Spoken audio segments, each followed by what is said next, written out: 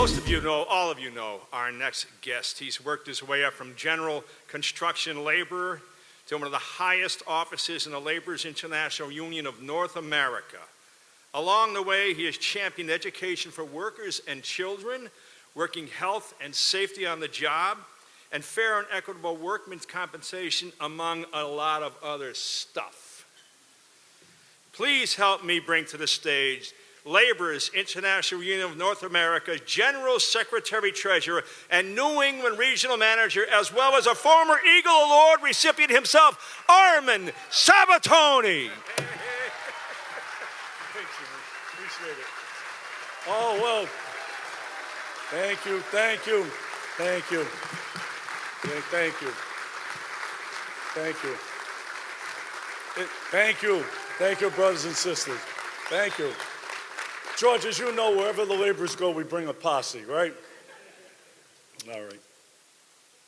Thank you. Thank you, Jimmy, for that kind introduction. But I have an introduction to do tonight. And so good evening, brothers and sisters, distinguished guests, our favorite Senator Jack Reed, my good friend. Brothers and sisters, I find it interesting in an era where the race to crazy land for political leaders has resembled the start of the Boston Marathon. But it has taken a Bostonian to remind us all of what it means to be a leader of people. With Marty Walsh, we will not be left scratching our heads by the spread of a lie portrayed as truth. With Marty, we will never see him use people, especially those of lesser means, as pawns in some political spectacle that only further separates all Americans from our humanity. With Marty, you will never, ever not see an act, an outlandish or an outrageous act, but you will see integrity, caring, equity, and yes, normal, a trait still attainable by some politicians. The very best of Marty is his openness, his honest and single-minded drive to find common ground where everyone wins. Raised on the streets in Dorchester, Massachusetts, the son of immigrant parents, Marty Walsh is not some political cartoon cutout. Marty Walsh is the real deal. What you see is what you get every day from Marty.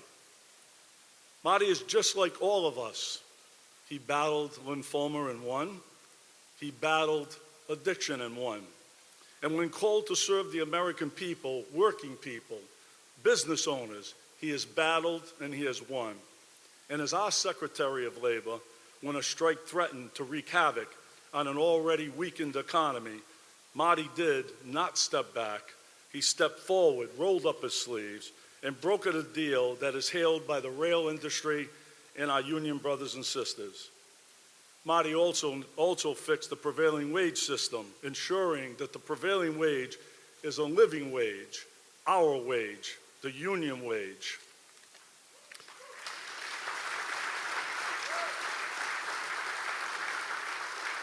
And most importantly, Brother Marty Walsh uses the words we and us because he is definitely one of us and he's damn proud of it. Brothers and sisters, it is my honor to introduce a card-carrying second-generation Union 223 member who led the Boston Building Trades, the Massachusetts State Representative, was the mayor of the city of Providence, and who always will be my union brother. Let's give it up. Let's give it up for the 29th United States Secretary of Labor, Marty Walsh.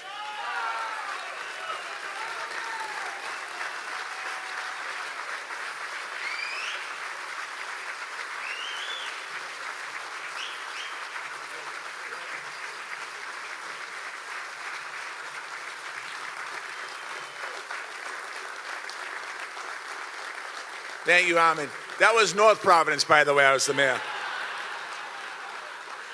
Thank you very much, Armand. And I just want to thank Armand for your leadership, for your friendship, for introducing me tonight, and also just being able to grow up in the laborers with my cousin Marty and watching guys like you and my cousin Marty and so many other people that are here tonight. I'm going to talk about Vinny in a minute. So thank you very much. To George Nee, and congratulations. Thank you for having me tonight. And to all the labor leaders in the room tonight, thank you for this opportunity. To Bob Delaney and everyone at the Institute, thank you for what you do. To the two amazing student speakers tonight, let's give them another round of applause. They were just amazing.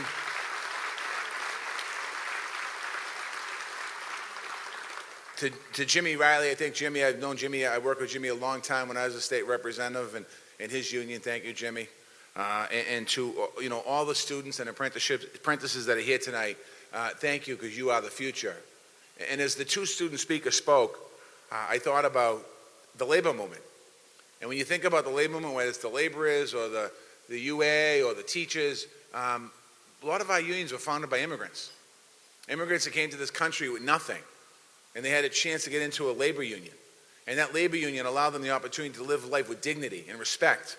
And it's great to see that tradition going today still here in Rhode Island, in the Institute, educating young people. Because that's what we need to continue to do, is educate young people about what labor movement's about, what studies are all about. Because labor movement's a little different today. We're talking about the environment. We're talking about environmental justice. We're talking about rights and all the different things. So to all the students that are here tonight, congratulations. And I'm glad you're in the Institute. I'm glad the Institute is here for you. So congratulations and thank you for that.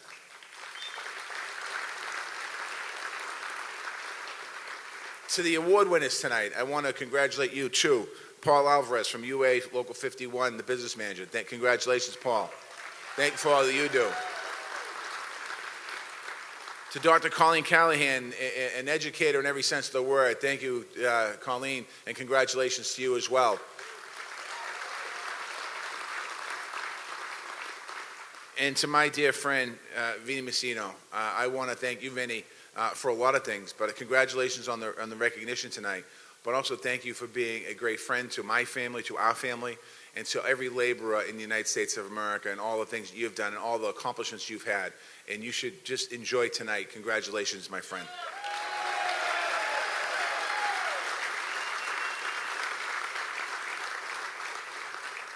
When the president talks about unions are good for America, it's about the leaders that are being recognized today.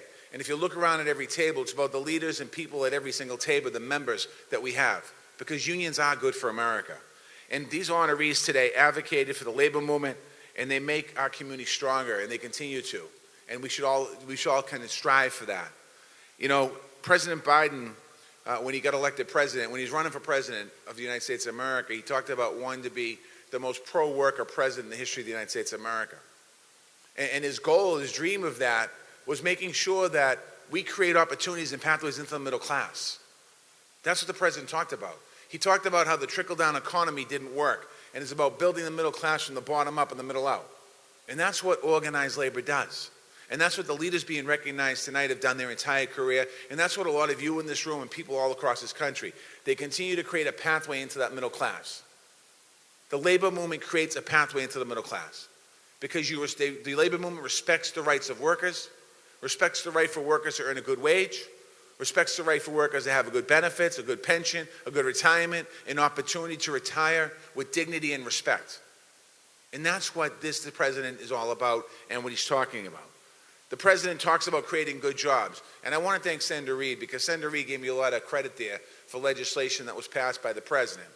The president filed some amazing legislation. And when people look back on the history of President Biden, they're going to look back on an incredible time in America. Because you think about what was passed, the American Rescue Plan to get Americans back to work. When President Biden took office, 10 million Americans were out of work. Schools were closed. Colleges were closed. We didn't have a path forward. We weren't getting vaccines out there. And Senator Reid helped shepherd that through the United States Senate. The bipartisan infrastructure law that puts $500 billion in construction, $60 billion in broadband, money into electric charging stations, money into a whole bunch of different pieces. The senator, with the president, was working to make sure that that bill truly was bipartisan, to show that we can be bipartisan when we have to be. It was led by the Democrats, but it was a bipartisan bill.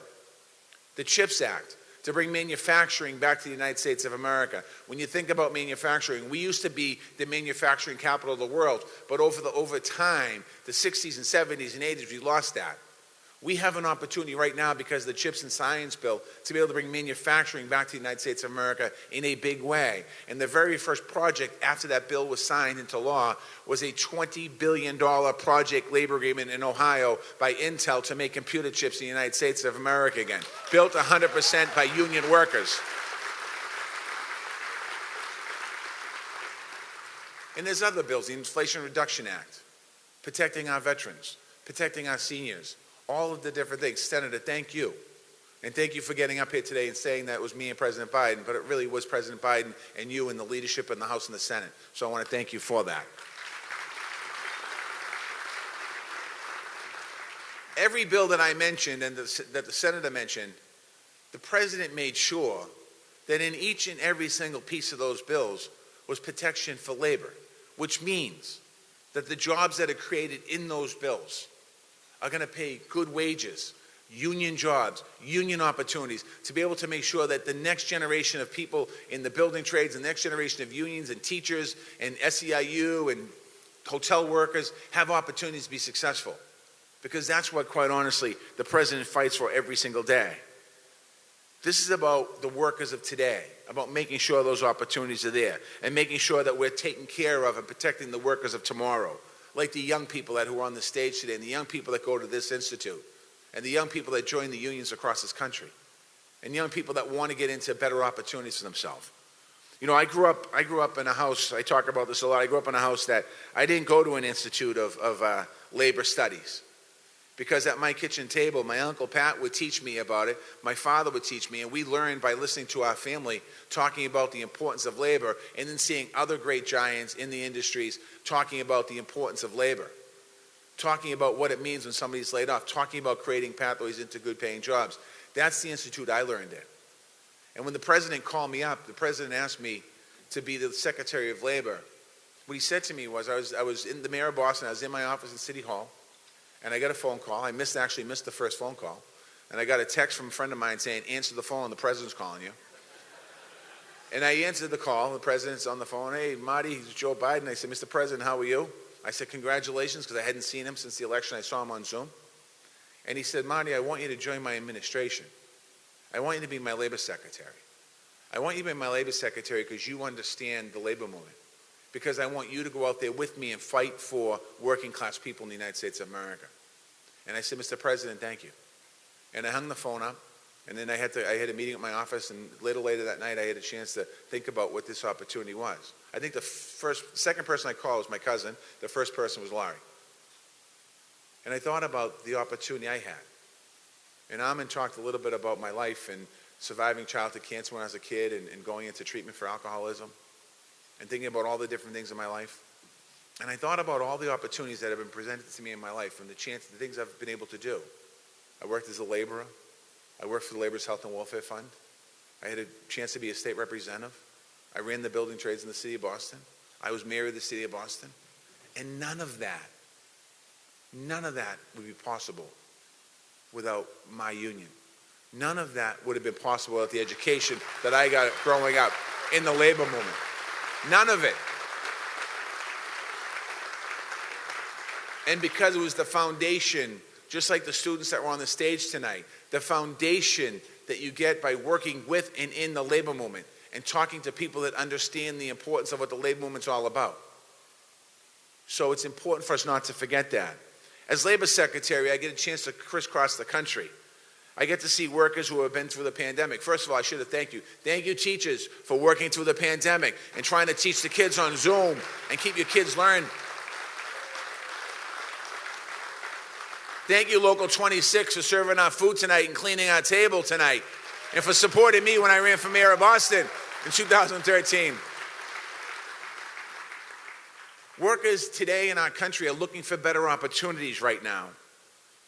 You know, it's important for us, when the pandemic was going on, we thought about the essential worker, and we thanked the essential worker. But the essential worker was an essential worker the day before the pandemic. And the essential worker is the essential worker right now because the essential worker is in Florida right now stocking shelves to make sure that people that got wiped out of the hurricane, that they have food to pick up. We can't forget that. The essential worker is part of the labor movement, is part of our family. And when I go around the country, I talk to them all the time. And I talk about the opportunity, and many of our essential workers are immigrants. And what they're trying to do, they came to this country to make a better life for themselves and their family. That's what the essential worker is all about. And I get a chance to see them.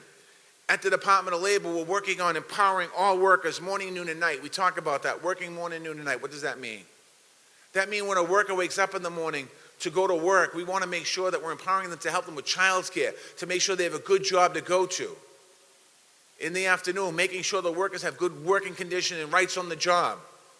And at night when they go to bed and they put their head in the pillow, that they have a pension when they retire, they have a 401k when they retire, they have health care when they retire. That's our role, that's our job at the Department of Labor and in government. And that's your role as union leaders. That was Vinny's role for a long time, to make sure that those funds were strong and stable.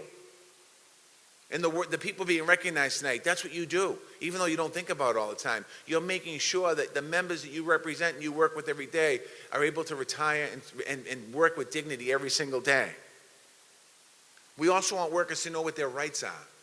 We're seeing this exciting time in American history where 71% of people who are working want to be part of a union. Young people want to be part of a union. They don't even know what that is.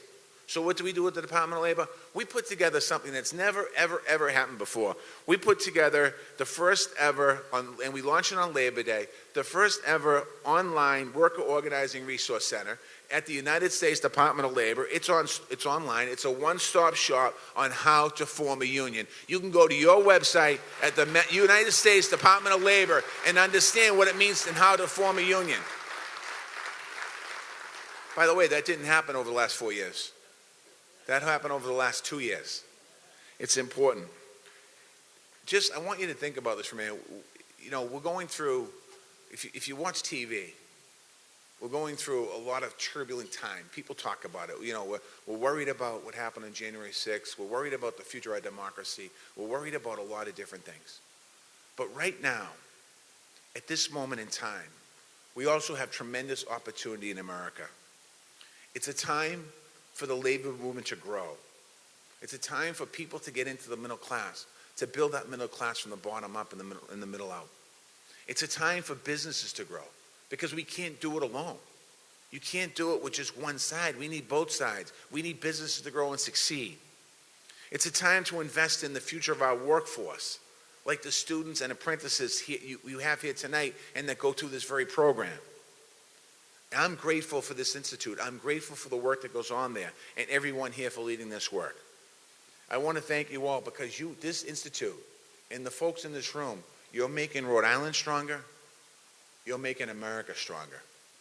And I promised a few minutes ago that I was going to make sure I didn't put any money on the bet that Bob has with his son. So I'm going to stop talking now so he doesn't lose the money. Thank you very much. God bless you.